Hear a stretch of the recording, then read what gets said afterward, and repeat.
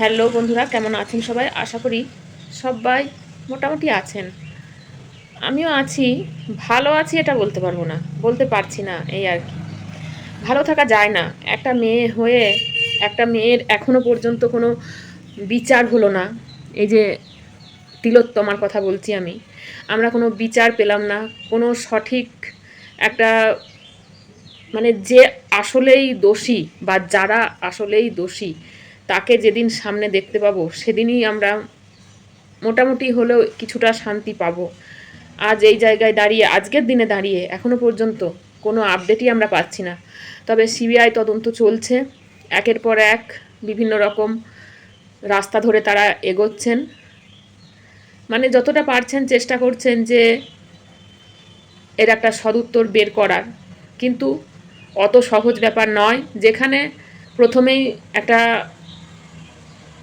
মিথ্যে দিয়ে শুরু হয়েছিল, সেই মিথ্যেটা সাপোর্টও করেছিল আমাদের এখানকার বড় বড় কি বলবো আর মাথারা।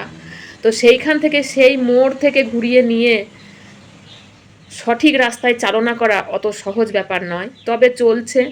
আমরা আশা মানে আমরা নিজেরা নিজেদেরকে সান্ত্বনা দিচ্ছি যে এখন হয়তো সঠিকটা বেরিয়ে আসবে। মানে সিবিআইয়ের হাতে যখন পড়েছে, আমরা ঠিকঠাক একটা রিপোর্ট পাবো। আর সঞ্জয় রায় যে কে সাজানো হয়েছে সেটাও বেরিয়ে আসবে, সবটাই বেরিয়ে আসবে, সব কিছুই চেষ্টা চলছে। তো এই আজকের দিনে দাঁড়িয়ে আমরা মেয়েরা সত্যি আজ অসহায় হয়ে পড়েছি। সবাই চাইছি, সব দিকে যেখানেই দেখছি সেখানেই বুঝতে পারছি যে মেয়েরা সবাই কিন্তু মানে কি বলবো, আপ্রাণ চেষ্টা করছে এর একটা সুবিচার আমরা পাই।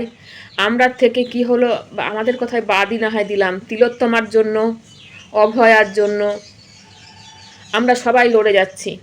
মনের দিক থেকে আমরা সবাই কিন্তু সব সময়তেই তিলোত্তমাকে নিয়েই ভাবছি। আর তার যে কষ্টটা সে পেয়েছে, সেই কষ্টটা আমাদের সবার চোখের সামনে সব সময়ের জন্য ভাসছে। তাকে যদি মেরে দেবারই ছিল তাহলে কি দরকার ছিল ওইভাবে ওকে শেষ করে দেয়া? একটা তো সেরকম কিছু করে তাকে আঘাত করে মেরে দেয়া যেত। সে কিছু জানতে পেরে গিয়েছিল, এখন বোঝা যাচ্ছে সে কিছু জানতে পেরে গিয়েছিল তাদের দুর্নীতির কথা। দুর্নীতি তারা করেছে, মানে বড় বড় যারা ওখানকার মাথা আছে, অধ্যক্ষ বলুন, এবং তার সঙ্গে অনেকেই জড়িত আছে, সেটা আমরা সবাই বুঝতে পারছি। তো এইভাবে মারতে হলো। আচ্ছা, তাদের বাড়িতে কি বোন নেই?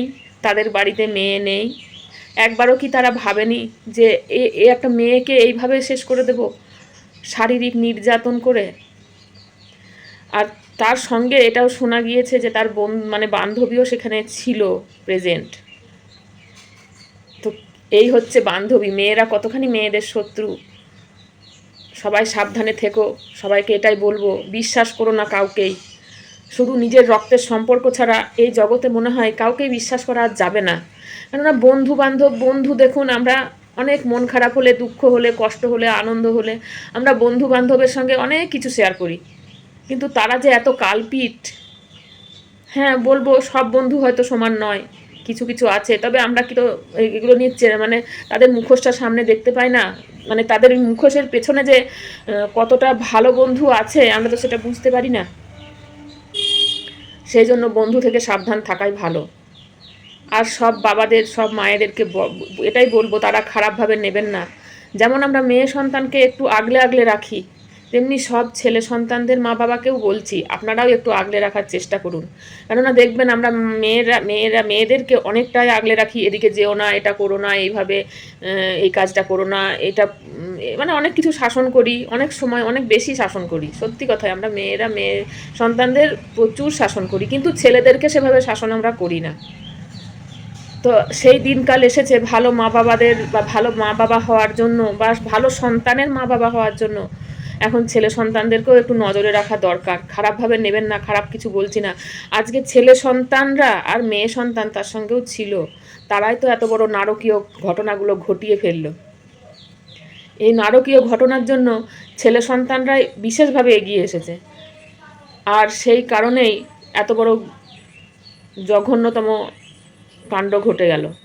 আসল ব্যাপারটা হচ্ছে আমরা যাদের উপর ভরসা করে সব কিছু ছেড়ে দিয়ে বসেছিলাম, এখন নেই, হয়তো বেরিয়ে এসেছি সবাই আমরা সেইখান থেকে। তো যাদের উপর ভরসা করে বসেছিলাম, বুঝতেই পারছেন আমি কাদের কথা বলছি, সেই বড় মাথা, সে না করেছে কোনো সংসার, না আছে তার সন্তান। কি করে বুঝবে সে সন্তানের মর্ম? আর কন্যা সন্তান পুত্র সন্তান একই, যাই হোক, যদি বা সংসার থাকতো, যদি তার সন্তান থাকতো, তাহলে তার মনে হয়তো একটু হলেও মন খারাপ হতো, কষ্ট পেত সে। কিন্তু সে তো সেরকম ভাবেই নিজেকে সবসময় সবার সামনে হাজির করছে। তো সে আর তার কাছ থেকে আমাদের আশা করাটা সত্যিই ভুল।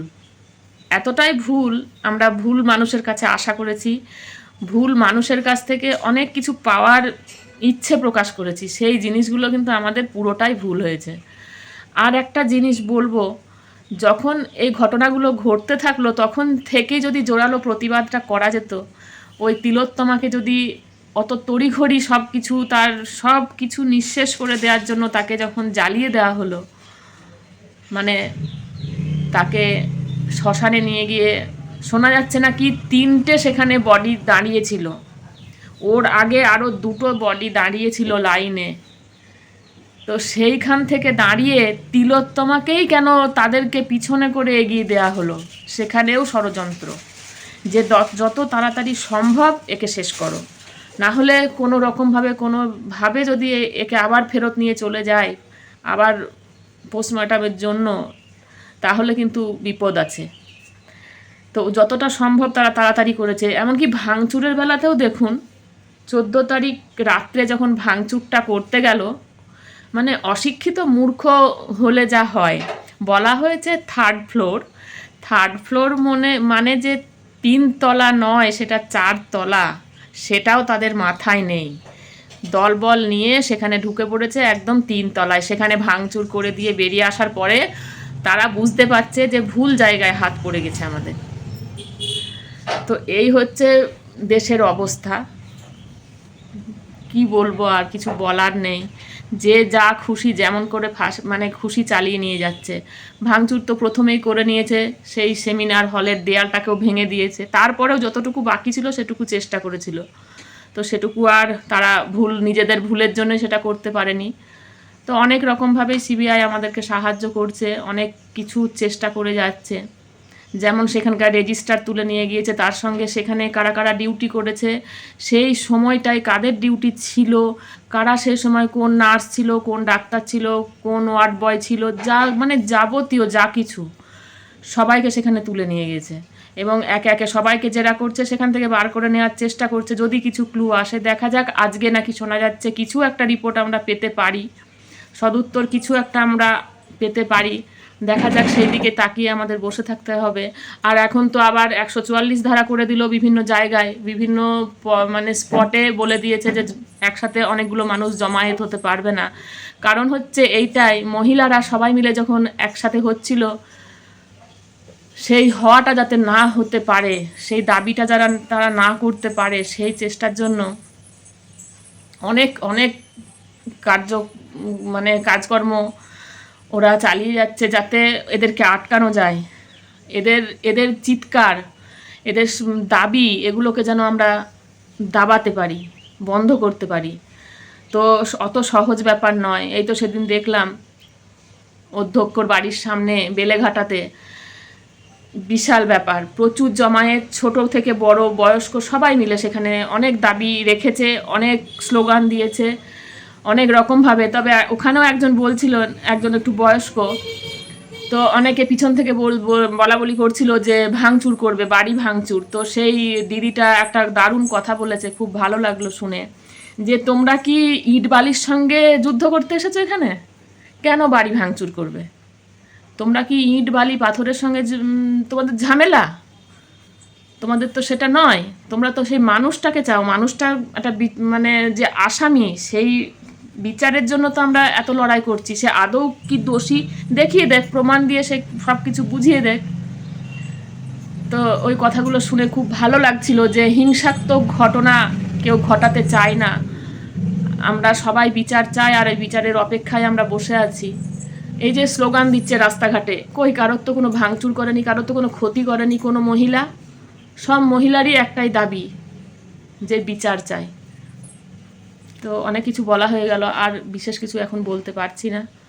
চলুন সবাই সাবধানে থাকুন আর মনের জোর রাখুন, সব সময় যেন আমরা সব কাজে এইভাবে এগিয়ে যেতে পারি একজোট হয়ে। চলুন, আসছি।